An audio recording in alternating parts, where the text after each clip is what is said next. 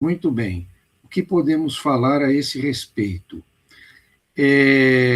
Embora algumas pessoas associem transdisciplinaridade com medicina, na verdade, são conceitos que são um pouco diferentes, e aí vamos explicar como que se estabeleceu, a grosso modo, o conceito de transdisciplinaridade. Nas últimas décadas, esse conceito foi sendo elaborado e já vai aí próximo de 30 anos, um pouco mais, que já tem a, a Carta da Transdisciplinaridade, feita por Basarab Nicolescu e Edgar Morin. E a transdisciplinaridade, ela, de maneira sumária, ela se baseia em três pilares. Um primeiro pilar corresponde a vários níveis de realidade. Então, esses vários níveis de realidade, com a medicina, eles podem se aplicar razoavelmente bem, porque pode-se falar em nível bioquímico, nível biofísico, nível celular, nível tecidual, nível dos órgãos, dos sistemas, ou mesmo de todo o organismo. Então, existem aí variados níveis de realidade, eventualmente a realidade psíquica também no nível pessoal. Portanto, esse primeiro pilar da transdisciplinaridade não fica tão complicado. Já o segundo pilar da transdisciplinaridade, que envolve a complexidade, de uma maneira resumida, podemos dizer que a complexidade é onde o todo é mais do que a soma das partes. E essa é um aspecto que pode se aplicar à medicina, onde vemos que um órgão é mais do que a soma de seus tecidos, um rim é mais do que a soma de suas partes, porque ele vai ter uma espécie de função a partir da união de todas as suas partes e alguma coisa a mais que faz com que ele funcione como um órgão. Assim, outros órgãos, os pulmões, e assim, etc., assim por diante, vários outros órgãos, e por sua vez, os órgãos dentro dos sistemas, o sistema acaba sendo um pouco mais do que as suas partes, e uma pessoa é mais também do que a soma das suas partes. Então, esse olhar da complexidade, ele não é tão difícil de corresponder à medicina. Já o terceiro pilar, que diz respeito ao terceiro incluído, esse terceiro incluído é um aspecto que vai além da lógica aristotélica, a lógica que, digamos assim, comanda todo o pensamento ocidental, ela é uma lógica aristotélica. Então, de modo que, quando alguns estudos, alguns elementos em física ou em outras áreas, eles transpõem essa lógica aristotélica, de certa forma, eles acabam sendo vistos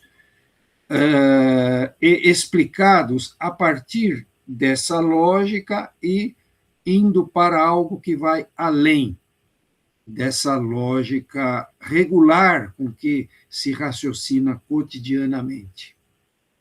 E nós podemos dizer que as pesquisas em medicina, elas sempre têm critérios de inclusão e critérios de exclusão.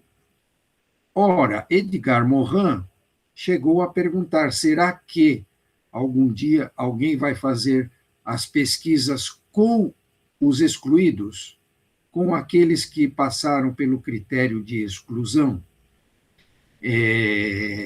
Então, essa lógica do terceiro incluído, ele inclui o paradoxo, ele inclui aquilo que não combina, porque normalmente a lógica aristotélica é a lógica do terceiro excluído.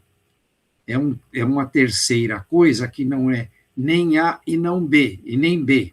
Não é nem A e nem B, não é nem uma afirmação de uma coisa ou o contrário dela, e é alguma coisa que está fora da lógica aristotélica. Já o terceiro incluído, que está na transdisciplinaridade, diz respeito a aceitar paradoxos, a aceitar coisas que não combinam com o usual, com o regular.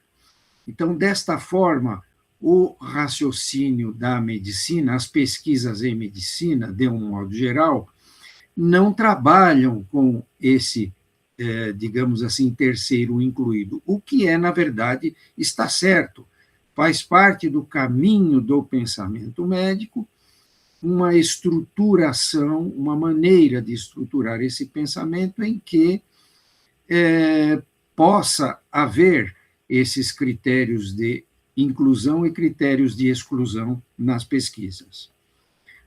Muito bem, mas acontece que na transdisciplinaridade, que é um olhar um pouco diferente, um pouco transversal a respeito de todos os campos do saber, ele contempla esses campos do saber de uma maneira um pouco diferente, de uma maneira que permita, por exemplo, a culturalidade, permita a presença de variáveis culturais dentro de aspectos que talvez em uma pesquisa científica, principalmente se for uma pesquisa quantitativa, são aspectos difíceis de mensurar, esses aspectos culturais que são contemplados pela transdisciplinaridade.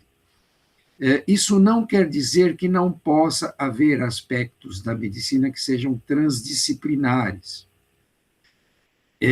Podem haver, e também há que se dizer que o próprio Edgar Morin disse que há o momento ou o campo da multidisciplinaridade, o campo da interdisciplinaridade e o campo da transdisciplinaridade. Então, não é porque a transdisciplinaridade é algo mais novo em relação a essas outras maneiras de olhar os estudos, que só ela está certa e os outros estão errados.